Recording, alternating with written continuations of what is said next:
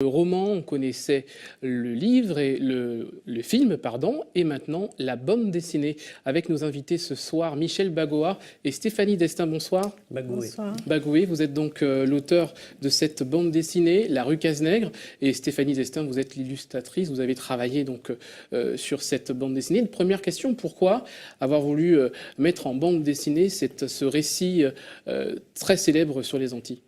L'adaptateur, hein, je suis plutôt l'adaptateur, pas du tout l'auteur.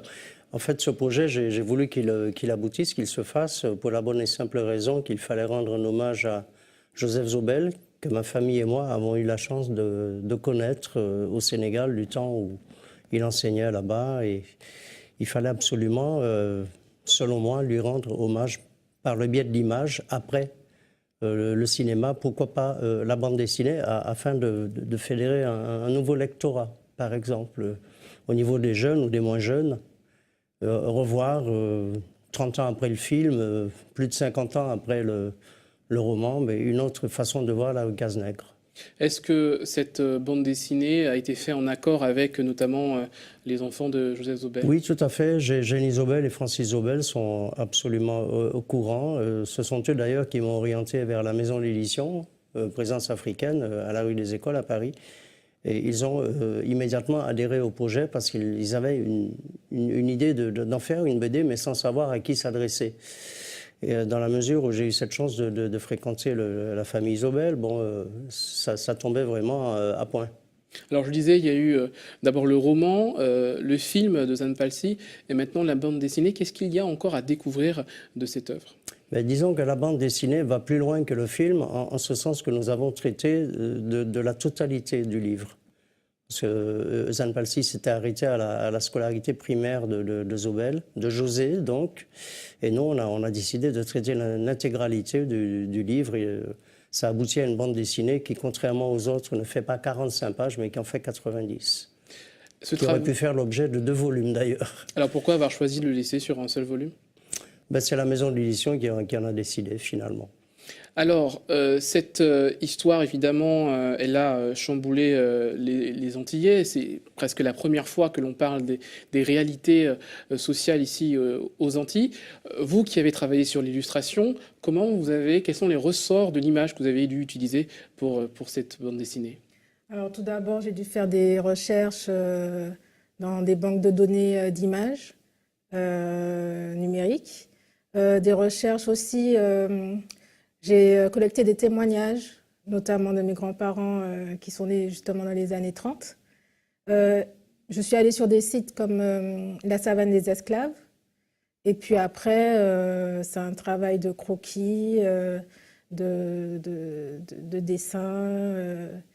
L'idée, c'est de rester le plus fidèle possible aux objets, aux décors de l'époque? Tout à fait. Donc, quand j'ai fait les recherches d'images, donc il y a eu des recherches au niveau de l'architecture, au niveau des vêtements, même des voitures qu'il y avait à l'époque. Voilà. Alors, est-ce que cette bande dessinée a vocation à s'exporter, notamment vers d'autres langues? C'est possible. Je ne vois pas pourquoi on n'en ferait pas des versions en anglais, en portugais, ou en créole? En créole, pourquoi pas, oui. Ça, c'est à voir avec la maison d'édition. S'ils sont vraiment partants, il n'y a pas de raison que ça ne se fasse pas. Alors, La rue Cazenègre, donc la bande dessinée, est-ce que vous avez aussi prévu un travail envers le public jeune? Est-ce que vous considérez aujourd'hui que l'œuvre de Zobel est un petit peu moins connue par les jeunes générations? Elle est moins connue, effectivement, et ça permettra aux jeunes générations de redécouvrir les écrits de Zobel, et notamment ce titre majeur de son œuvre. Et ça permettra également aux jeunes d'avoir un petit peu l'idée de ce qui se passait du temps de la colonie, dans les années 30. Et ça leur permettra vraiment de faire une... C'est un pan de notre histoire, finalement, qui doit être reçu de la nouvelle génération. C'est peut-être la raison pour laquelle j'ai tenu à ce que ça se fasse en bande dessinée, parce qu'il y a un autre attrait qu'un livre.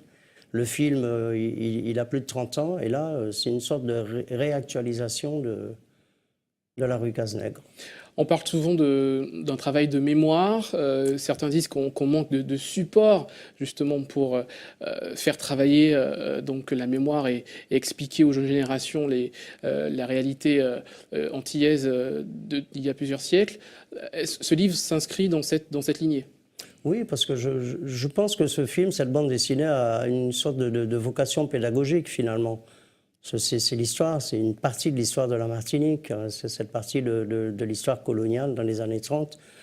80 ans après l'abolition de l'esclavage, on voit que les conditions n'étaient pas totalement différentes, quoi. C'était toujours le travail, et dans des conditions vraiment lamentables.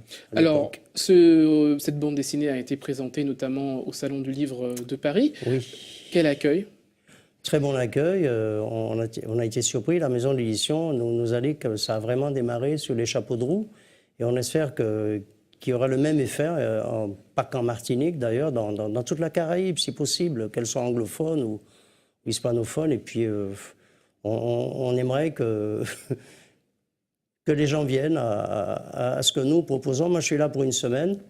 Je repars et on a des séances de dédicaces aussi bien. Et notamment demain, donc à la librairie Casabule, à partir de 10h, entre 10h et midi.